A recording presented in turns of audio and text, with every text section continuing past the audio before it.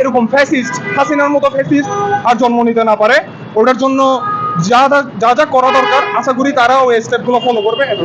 আমার জীবনে আমি যত আনন্দ পেয়েছি জীবনে সব থেকে বেশি আনন্দ পেয়েছি এই 2024 5ই আগস্ট। 2024 সালের দিকে তাকাই তাহলে দেখতে পারবো যে আমাদের দেশে হিউজ পরিমাণে একটা রেভলিউশন হয়েছে।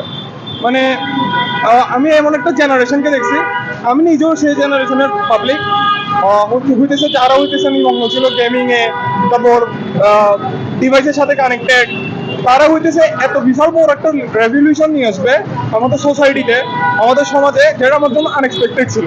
মানে তারা হইতেছে রাস্তায় আসছে, পুলিশ সামনে দাঁড়াইছে, প্রাণ দিছে দেশের জন্য। এটা আমার জন্য ছিল স্পেশাল 24।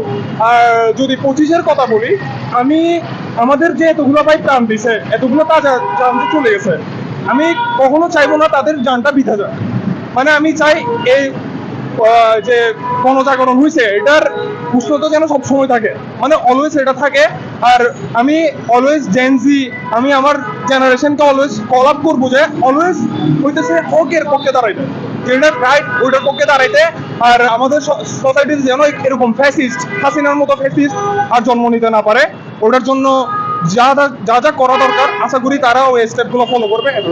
আমার জীবনে আমি যত আনন্দ পেয়েছি জীবনে সব থেকে বেশি আনন্দ পেয়েছি এই 2024 5ই আগস্ট। কারণ হাসিনার মতো ফ্যাসিস্ট আমি 96 থেকে আমার জানাশোনা আছে, 96 2006 বিএনপি যে ক্ষমতা হস্তান্তর, এরপর আপনার এই যে 24 5ই আগস্ট, সবগুলো কিন্তু সবার সিস্টেম হচ্ছে কি ফ্যাসিস্ট চিন্তা থাকে না।